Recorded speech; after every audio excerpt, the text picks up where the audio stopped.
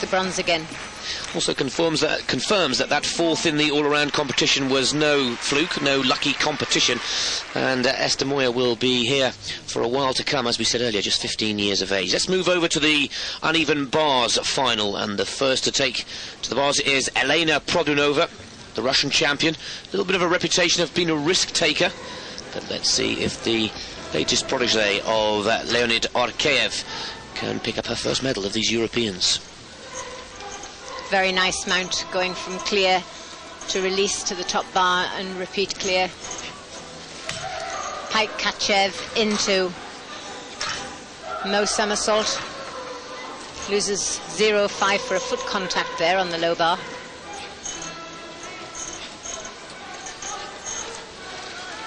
And a full twisting double to finish. Well, good quality work, but I must stress that in my opinion, I have seen many bar routines with much more content and much more difficulty who haven't made the final. So I think Produnova can count herself very lucky to get into the A-bar final. There are so many good bar workers at this European Championships. And of course, a treat to come later on in this final is Svetlana Khorkina, defending European, world and Olympic champion, unbeaten since 1994. And it looks to be, if Khorkina is on form, a battle for silver and bronze medal the way Khorkina has been performing. Produnova has been tipped by many to be one of the new Russian stars, but fair to say hasn't had a great Europeans, and this big surprise not selected to the all-around competition as well. Wannika possibly has had an effect on her performance, but for now, as the opener of this uneven bars event, 9.775 is the early leader. Well, I think that Arkeyev, the men's Russian coach, is keeping a few secrets close to his chest, because remember, Produnova will be a real challenger for the Olympic title, and she didn't produce her handspring double front somersault at these championships, so perhaps her vault wasn't going very well in training, so she was a better bet in the individual apparatus than the all-around title. Yet another youngster from the Spanish team next to go. This is Laura Martinez. And the Spaniards really have produced some startling gymnastics in both the junior and the senior events. You can hear the coach encouraging her through. Oh, a little stutter there on the straddle up to handstand. They have to produce 3 different bar changes, a D element, 2 C elements, and 7 special requirements.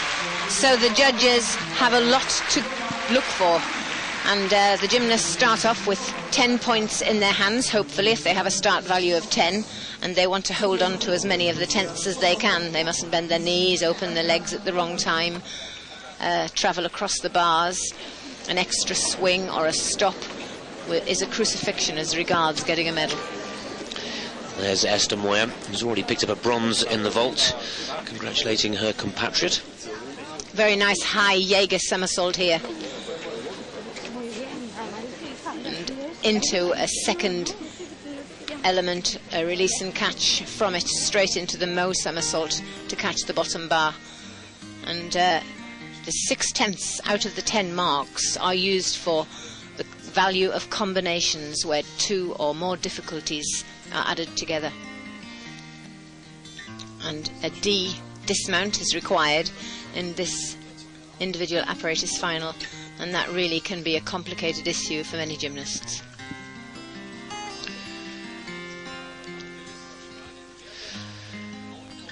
$9.775 is a target, 9.612 for Laura Martinez. She goes into a runner-up position.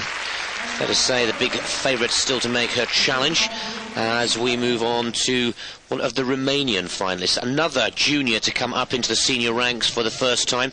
She was runner-up in the last European Championships in St. Petersburg in 1988 and is the current European junior floor champion, Andreea Izarescu of Romania.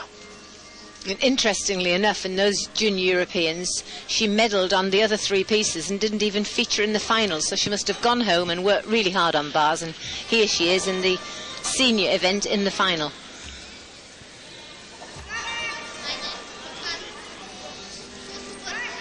Full twisting back giant there, building up into the dismount with the back giants. double back with a pike in and a straight out. I think it was intended to be a double straight, but I doubt very much whether that would be recognised as a double straight, but she's still working off a full 10 tariff.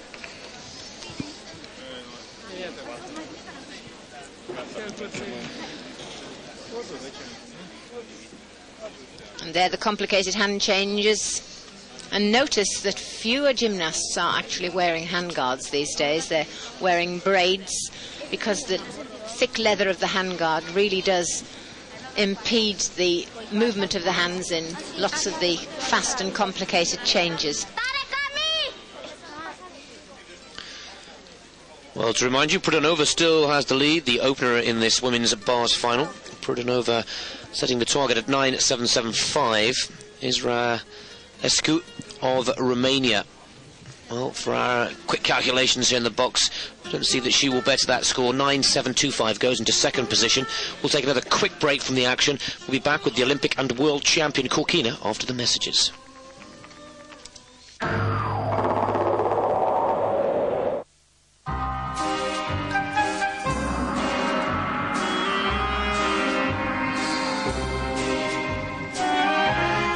Jetzt gibt's einen heißeren Weg ins Internet. Aber egal, was du sonst noch mit dem Siemens C35i vorhast, be inspired.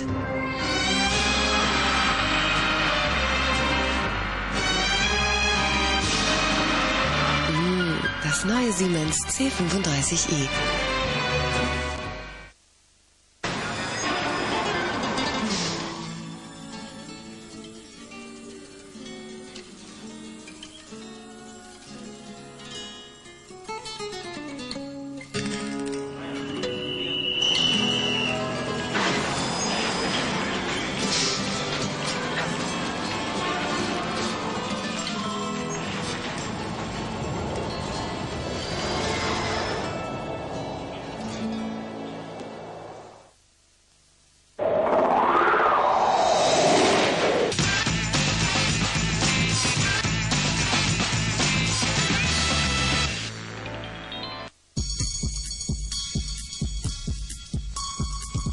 What better way of seeing a beautiful country like Italy than on a bike? Mind you, 3,700 kilometers in 3 weeks is pushing it a bit. Still, if you fancy it, just find the guy in the pink jersey and sit on his tail. Va bene.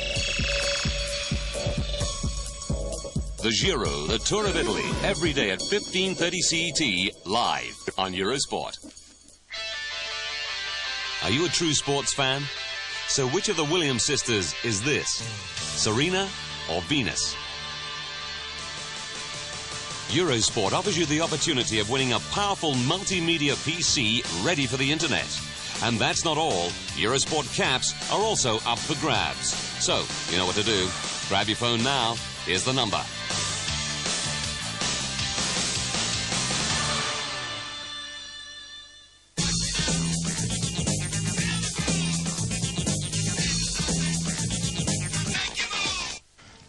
Welcome back to the action from the Women's European Gymnastic Championships. We're in the individual apparatus finals, the uneven bars, and the lady who successfully defended her all-around title at the weekend, Svetlana Khorkina, looks to maintain her unbeaten record since 1994. The world Olympic champion in the uneven bars. Fair to say, Khorkina has had a superb European Championships. This is her piece, her apparatus, often compared to the great Boginskaya, but she's starting to become a worldwide star in her own right, without any question, after these Europeans. I can't believe how beautiful she can make an asymmetric bar exercise look. The Markelov. And she has innovated 2 moves of her own. She just skips around, rotates, Stolder into the half twist straddle to catch the top bar, named a Khorkina because she innovated it and nobody yet has managed to do it. And an elegant, perfect full twisting double back. Just such an exquisite picture to see her handle the routine, effortlessly, beautifully, and technically so accurate. For the uneven bars, Monica, possibly this is going to be one of the hottest favourites for gold in Sydney, and that particular individual apparatus final. She goes from strength to strength, and for me, we've seen a Khorkina that has an unbelievable amount of confidence and self-belief that we've often slightly seen lacking in previous major competitions. Well, she has the odds stacked against her. She's very, very tall, so for bars it's difficult, but she's very light. She's only 47 kgs, and obviously cares very much about her weight, although she strikes me as the type who doesn't eat very much anyway. She eats to live, she doesn't live to eat. And she hasn't an awful lot of power, and I think she had a very poor World Championships, which inevitably knocked her confidence. But she's back in sparkling form. Just look at that flight element to catch the top bar. She doesn't even look at it, she knows it's there. Just so spectacular. Feet together, even in slow motion, the toes are pointed, the knees are together. She spots the floor, little space in between her ankles, and then clatters her heels together to make it a totally perfect landing.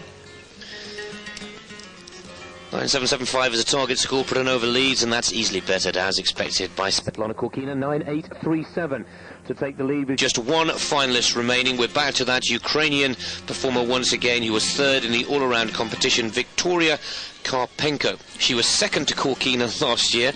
Let's see if she can turn the tables in the year 2000, and this would be the one to do it in, of course, going into the Sydney Olympic Games in just 123 days before Eurosport starts its live coverage, 24 hours as well. It's interesting because Karpenko and Khorkina are two brilliant bar workers, and there's very little to choose between the two of them, but their style is so totally different. Where Khorkina, literally, it's a kaleidoscope of shapes as she travels around the bars. Karpenko hits every handstand, turns in handstand. Hers is a very well punctuated routine, and so it depends on what appeals to the judges. Just watch all of her handstands. Feet are always glued together, legs straight, but in the handstand into the blind. Into the Healy. Beautiful Ginger into the Moe somersault. Top change right in handstand. Nice little link to the top bar to make her third bar change.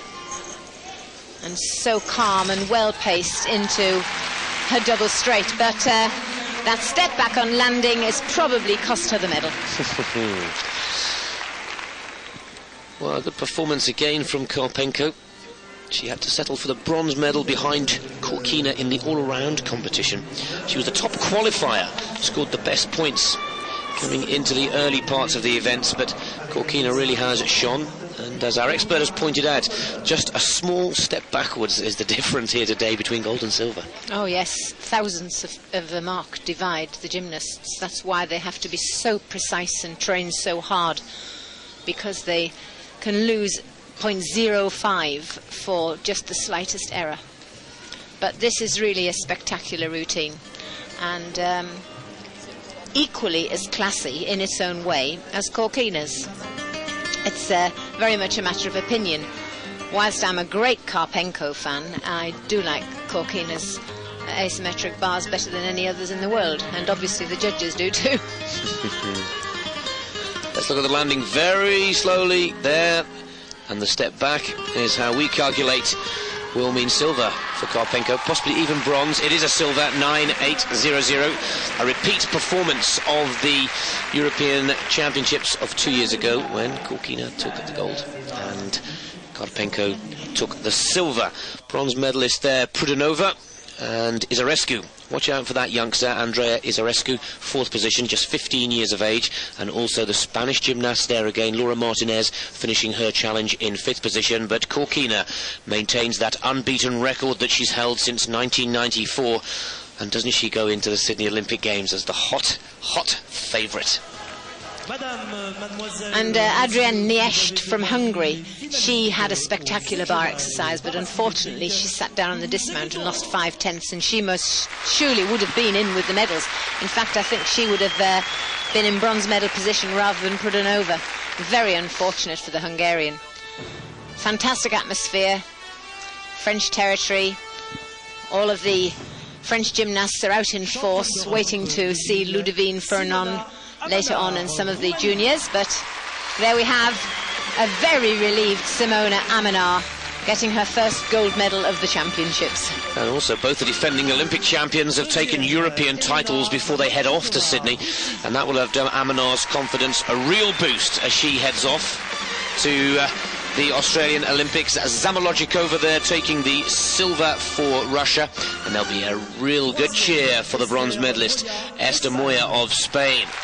The Western Europeans, well, getting closer and closer to that Eastern European dominance, and I'm sure the only nation that will be slightly disappointed will be the Ukrainians, with Victoria Karpenko and Alona Kavsha in 5th and 6th position. But Zamolodchikova is nearly in tears on the rostrum. She really does not like parting with the knowledge that she is the best vaulter in the world, because she's in a way deposed, having lost the European title. And quite rightly so, because there was how the judges managed to differentiate between those two vaulters. Very, very difficult, because they were so close. An Olympic champion gets the better of the reigning world champion for the European title of 2000. And there, you're absolutely right, not a very happy world champion. Some people want to win, and some people need to win, and I think that she needed to win vault very, very desperately. Well, congratulations to Simona Amenar of Romania, taking her first gold medal of these European Championships and setting herself up with the perfect preparation. Now listen to the cheer here for Svetlana Khorkina. She made it quite clear in the press conference over the weekend that France was one of her favourite countries to compete and to travel to. She won the European Cup here just a couple of years ago, and she's promising us new routines for the Olympics and possibly a career in the movies or modelling after Sydney. But it really was great to see Khorkina holding on to that record and repeating the result of the Europeans of '98 with Produnova, that many have tipped to be one of the big stars to challenge Khorkina, taking the bronze medal. And these three girls are great mates. If you just can catch a glimpse of them, perhaps if they come into camera. Khorkina has a healthy respect for Produnova and Karpenko. Their respect for each other is mutual. And unfortunately, television just does not do Khorkina justice. She is a very, very elegant young lady, a great sport, very friendly to all of the other performers, and particularly friendly to the judges. Well, it seems to work. Svetlana Khorkina, her second gold, taking the all-around competition earlier at the weekend. Her third gold, I beg your pardon. Also, Russia took the team competition. So she does go from strength to strength, and she'll be back in action later on in our programme, where she will contest with Victoria Karpenko once again for the beam and, of course, the floor. All of that coming up after the break here on Eurosport. More to come from the Europeans after the messages.